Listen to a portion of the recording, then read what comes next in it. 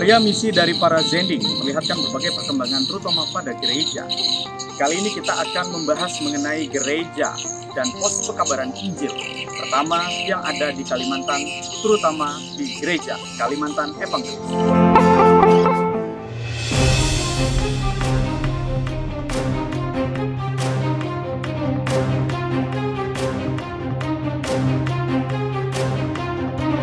Kedatangan Zending 26 Juni 1835 diterima oleh Kesultanan Banjar. Dengan alasan pada masa itu Jerman diyakini sebagai musuh dari Belanda, sehingga Kesultanan Banjar dapat menganggap kedatangan misionaris Jerman bisa dijadikan sebagai teman untuk melawan bangsa Belanda. Pada 1835, Johann Heinrich Bernstein itu diterima oleh Sultan Banjar karena Sultan Banjar menganggap ini bisa jadi teman untuk melawan Belanda.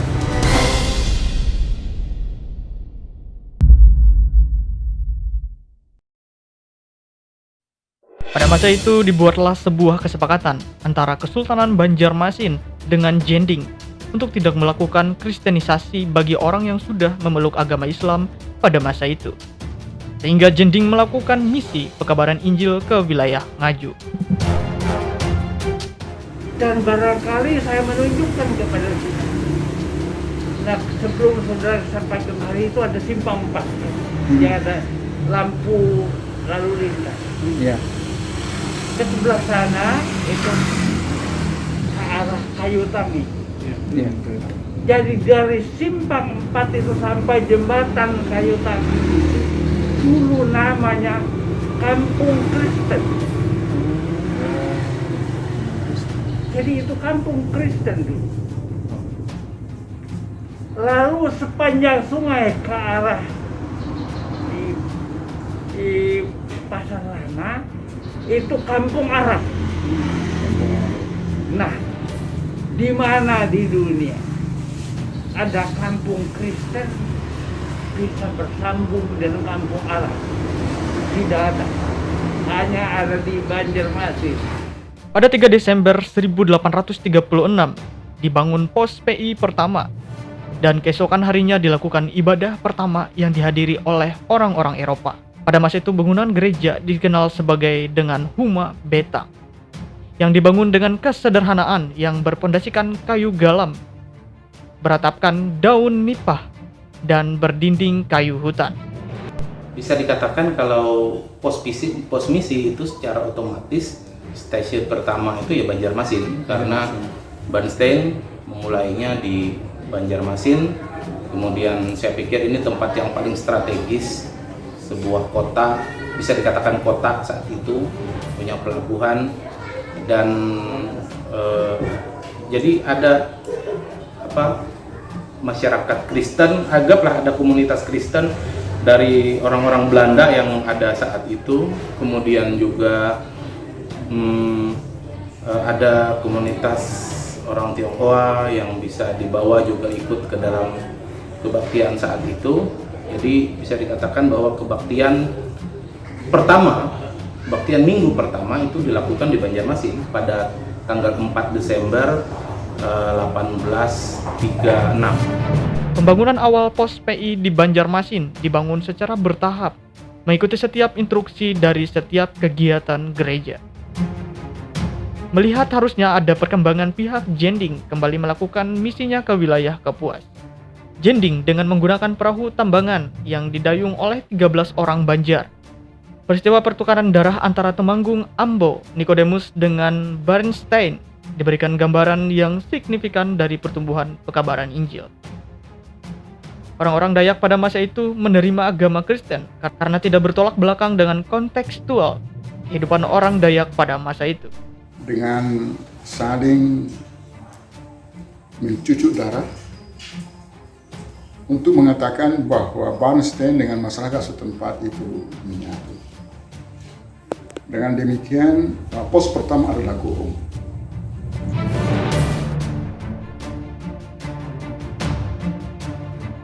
peribadahan sepertinya begitu sudah setelah 4 Desember 1836 mereka akan rutin melakukan ibadah itu di saya meyakininya adalah di stasi kediamannya misionaris Barnstein yang kemungkinan besar sekarang posisinya itu berada di kantor Majelis Sinode GKI sekarang dekat dekat sungai pinggir sungai Martapura ini.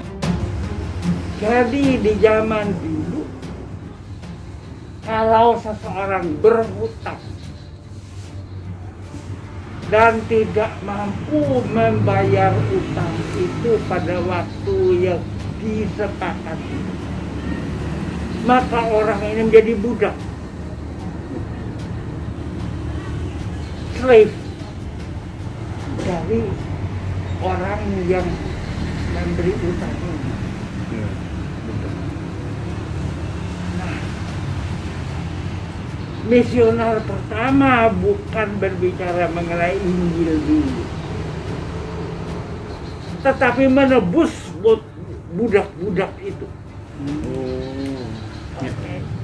Dibayar tunai. Perkembangan gereja selalu berbarengan dengan sekolah dan juga pusat-pusat kesehatan.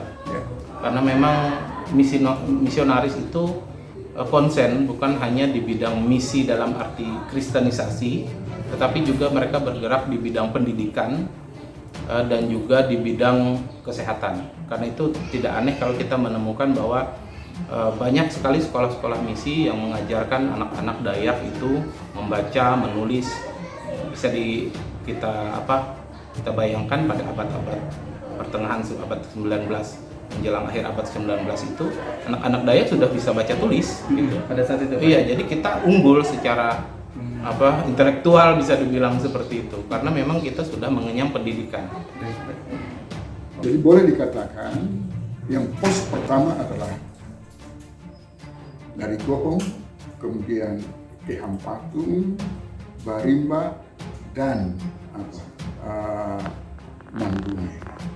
Kalau sepanjang yang saya ketahui yang pertama berkooperasi adalah Hampatung. Baik. Oke, ada sesuatu yang tidak perlu diceritakan setelah kenapa Barimba, tapi yang pertama berkooperasi adalah Hampatung. Beroperasi dalam artian pada saat itu dilakukan pertabisan pertama kah atau Antara lain pertabisan pertama dan gereja yang pertama. Kita sebagai perintis memulai, Pak ya? Memulai. Jadi kita menjadi perintis dalam hal pendidikan, kita pun juga perintis dalam hal rumah sakit. Dan yang menarik, kita juga perintis dalam hal PKK. Apa itu, Pak? Mengenai kewanitaan, pekerjaan-pekerjaan. Organisasi kewanitaan. Pekerjaan wanita memasak dan merawat anak. Ya. Itu dulu dibangun di Mandumai. Termasuk ibunya siapa? Ibunya Bupati Gunung Mas. Murung Raya siapa? Ferdi Yosef. Ibunya Yosef. Okay. Sekolah di situ.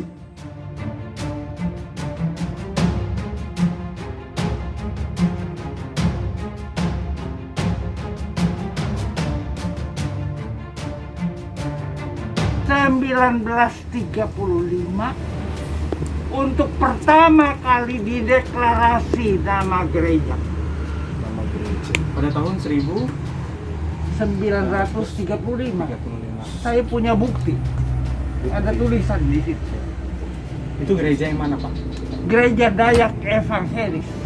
Jadi itu meliputi seluruh jemaat yang dulu dibina oleh misi Barman dan misi Basel.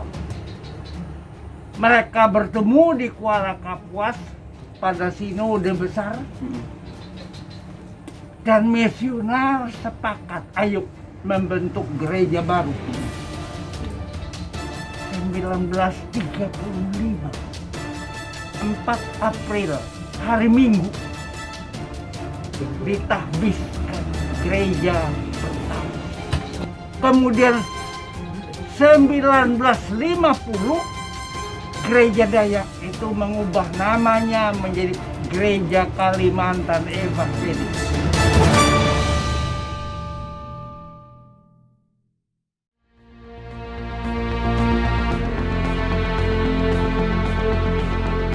Dimanapun kita melihat firman Tuhan, murni diberitakan dan didengar.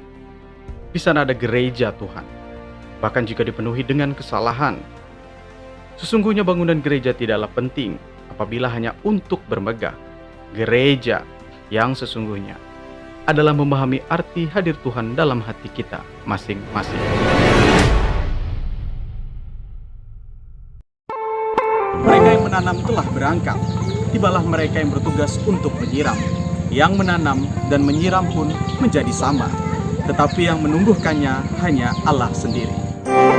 Jumlah pertumbuhan warga gereja yang semakin besar, wilayah pelayanan yang semakin luas, metode penginjilan yang semakin dinamis, menunjukkan bahwa perkembangan dan pertumbuhan yang pesat dari gereja Kalimantan Evangelis.